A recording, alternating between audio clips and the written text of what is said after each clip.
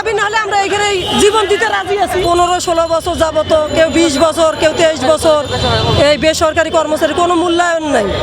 এখনকার যুগ জামানা হিসাবে সরকারি কর্মচারী আমাদের যে পয়সা দেয় সে দিয়ে আমাদের সংসার চলে না, তাহলে আমরা কি করব? কর্মও করি, পেটও ভরে না। আমাদের কোনো জায়গায় মূল্যায়ন নেই, না বাচ্চাদের কাছে, না স্বামীর কাছে, না কলেজে, কোনো জায়গায় মূল্যায়ন নেই। আমাদের সরকারি কলেজের বেসরকারি কর্মচারীদের সরকারি রাজস্ব খাতে স্থানান্তর করা হোক এবং আমরা যে থেকে আমাদের নিয়োগ হয়েছে সেই থেকে আমাদের সরকারি বেতন স্কেল পে করা হোক।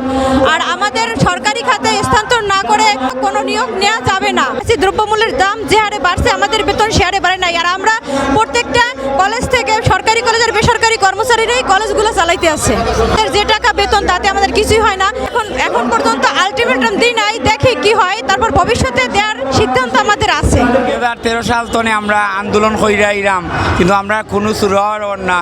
বিভিন্ন সরকারের সময় বিভিন্ন আশ্বাস দেয়, কিন্তু কোনো সরকারই আমরা এই দুঃখী মানুষের কাছে দাঁড়ায় না, কথা কইয়া কথা রক্ষা করে না।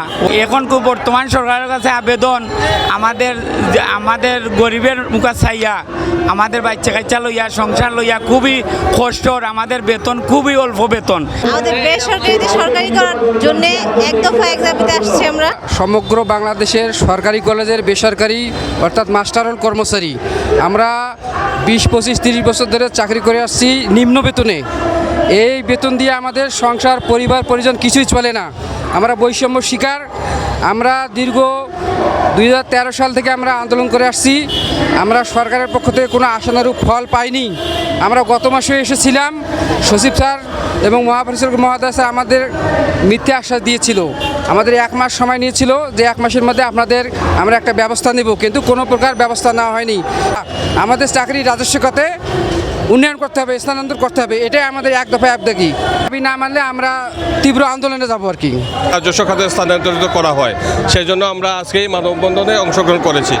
আমাদের আলটিমেটাম সেটা আমাদের নেতৃবৃন্দ আছেন, ওনাদের সাথে আলাপ আলোচনা করে আমরা অন্য সিদ্ধান্তে যাব আর কি। আমাদের চাকরি সরকারিকরণ করতে হবে, এটাই আমাদের দাবি, দীর্ঘদিন দাবি।